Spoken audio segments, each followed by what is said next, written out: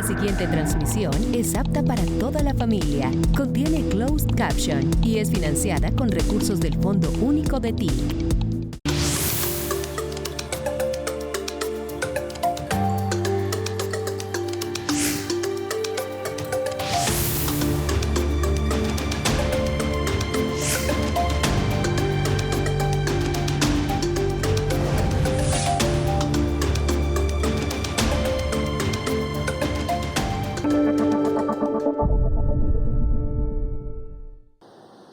Se ha construido cada vez más, se repite, un concepto que China establece como diálogo de civilizaciones, que se contrapone a una tesis de extrema derecha surgida en la sociología norteamericana por el señor Samuel Huntington, que es el conflicto entre civilizaciones. Pareciera que el mundo de hoy, la tensión política de hoy, girara alrededor de estas dos tesis.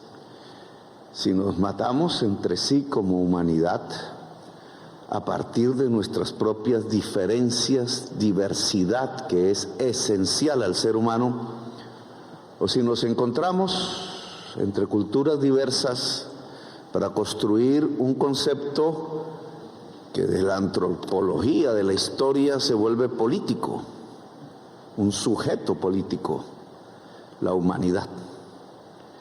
El diálogo entre civilizaciones nos permite transitar hacia el futuro de la idea clásica en los últimos siglos de un relacionamiento entre estados-nación, desde el siglo XVIII, un poco atrás, hacia un concepto superior al Estado-Nación. Son civilizaciones que cubren varias naciones, como en el caso latinoamericano y del Caribe. Es un concepto que nos lleva con paso decidido hacia la posibilidad de una humanidad unida sobre su propia diversidad. ¿Para qué queremos una humanidad unida? No solamente para la paz. La paz es el fruto de una humanidad unida. Pero es que podemos mirar más allá. Los romanos decían, cuando miraban más allá hacia las estrellas, ad astra. Palabra latina que creo que es el camino que correspondería a una humanidad unida y en paz. ¿Podemos alcanzarla hoy? Si nos colocamos un poco bajo el concepto de diálogo entre civilizaciones, y si me lo permiten, un poco de manera un tanto egocéntrica, y colocásemos América en el centro del mapa mundi, estamos los latinoamericanos y los caribeños en América, así no se reconozcan la jerga mundial. Pepe Mujica decía que le cambiáramos el nombre a América del Sur por Amazonía, que suena más bonito.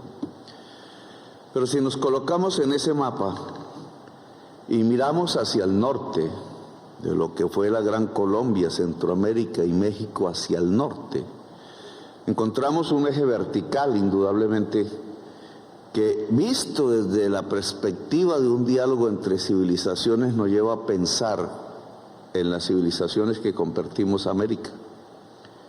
¿Cómo podrían encontrar un diálogo fluido esas civilizaciones que son diferentes, latinas, caribeñas, unas, anglosajonas, otras, blancas diría yo, para poner un término más general?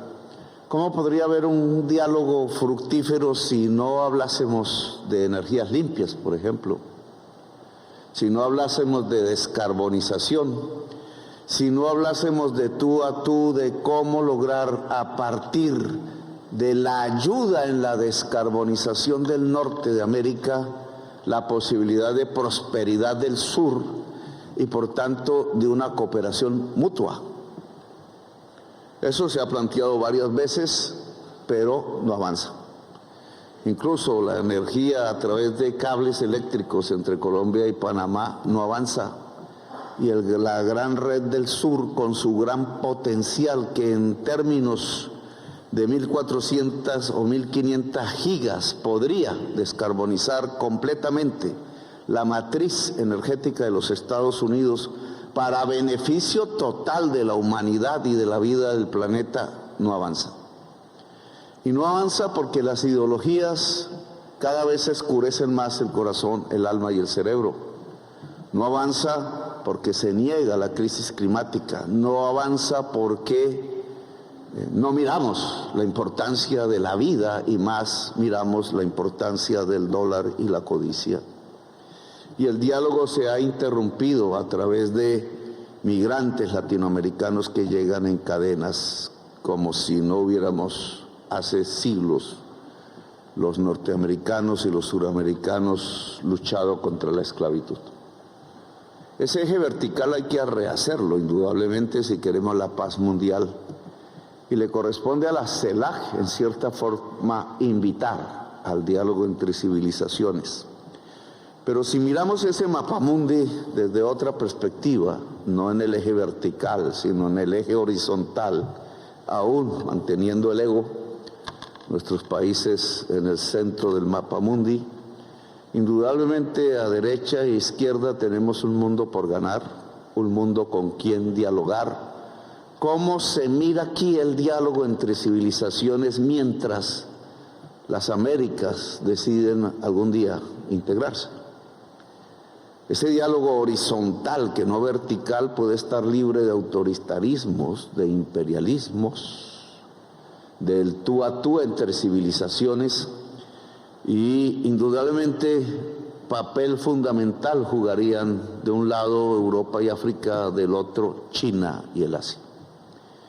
Y aquí concentrados en el tema China-América Latina, tan lejanos, aunque nos une el mismo océano, quizás la historia fue la misma. Tenemos en América, en la selva amazónica, antes de ser selva, indicios de culturas de hace 20.000 años. A nosotros nadie nos encontró ni nos descubrió, ya estábamos. Nos confluimos con el mundo, pero hace 20.000 años gentes pintaban murales en Chiribiquete. Había cultura en América. Y quizás esas culturas, dicen teorías, venían también por el estrecho de Bering del Asia, es decir, que antes de Europa éramos quizás el mismo pueblo. Ese encuentro entre culturas que ha sido la historia humana, a veces sangrienta, a veces encuentro y diálogo, hoy arranca aquí en esta conferencia CELAC y China con una promesa.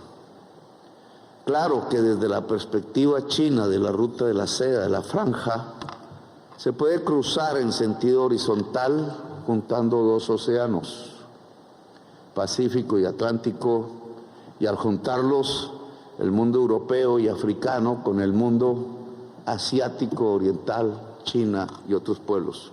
Claro que sí. Pero América Latina sería lugar de paso, o podríamos verlo desde otra perspectiva. Nosotros con Panamá tenemos la misma historia, conocemos la historia del Canal de Panamá, que ha sido violenta.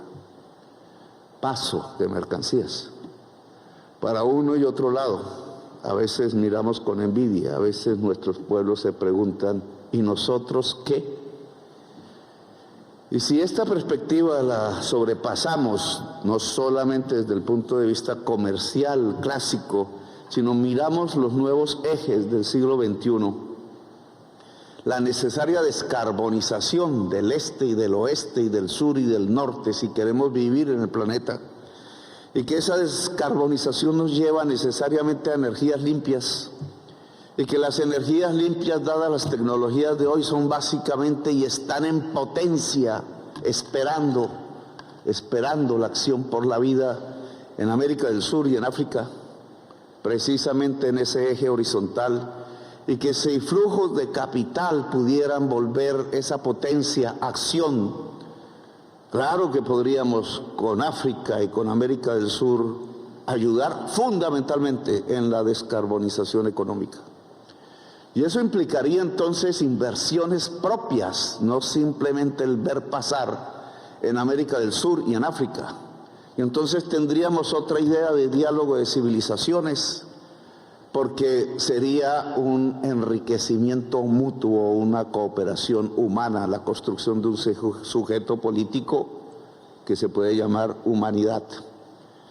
La energía limpia indudablemente cruzaría los mares, enriqueciéndonos a todos, porque la vida enriquece. Las redes férreas, de las cuales América Latina podrían ser la base para una conexión interoceánica múltiple, en la medida en que el Canal de Panamá muere y mueren, por tanto, las codicias. Que la fibra óptica, y quiero aquí subrayarlo, porque la fibra óptica como infraestructura física va por debajo del mar, por la tierra, y entonces hay que pensar, si queremos algo concreto entre CELAC y China, en que fibras ópticas deberían llegar del Asia hacia América Latina y viceversa, y recorrer el Pacífico de América Latina y América en general, y sobre todo el Asia también. No existe esa troncal hasta donde yo sé, y en concreto a través de materiales se puede juntar las civilizaciones, porque la fibra óptica lleva un contenido que en tiempos de la inteligencia artificial es ni más ni menos el conocimiento humano ha acumulado, tanto el histórico como el actual. Mucho será del futuro. Marx hablaba del intelecto general. Si el intelecto general es lo que mueve al mundo, el conocimiento, pues la fibra óptica hoy por hoy la transporta, y por tanto juntar América Latina con China por un lado y América Latina con Europa y África por el otro puede generar horizontalmente y no verticalmente solamente el flujo del conocimiento y construir un gran cerebro planetario, que es los cerebros conectados de los seres humanos libres.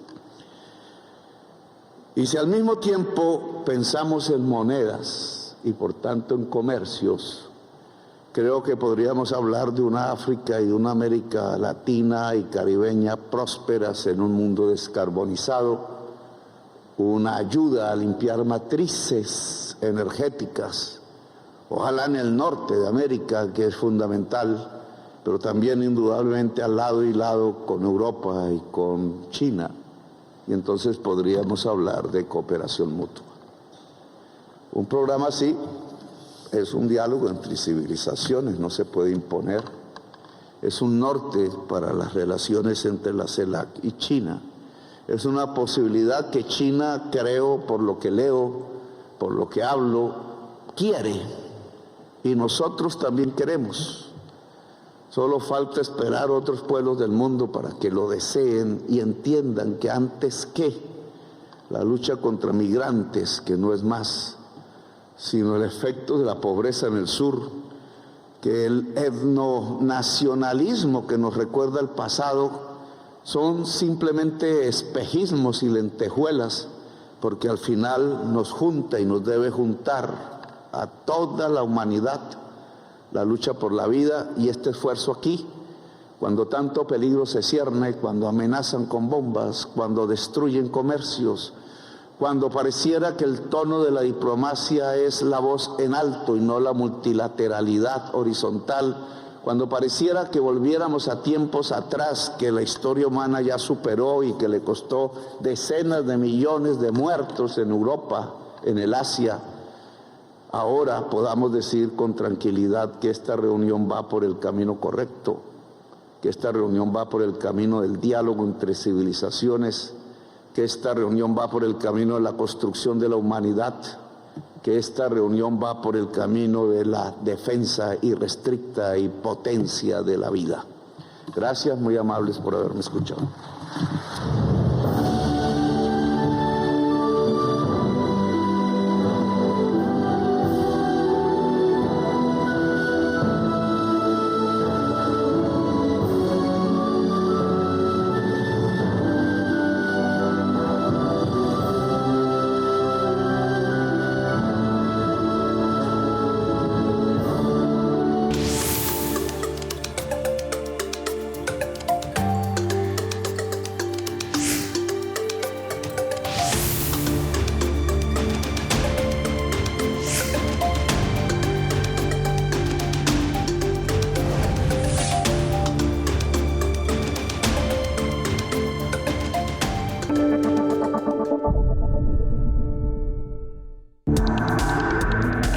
contenido fue financiado con recursos del Fondo Único de TIC.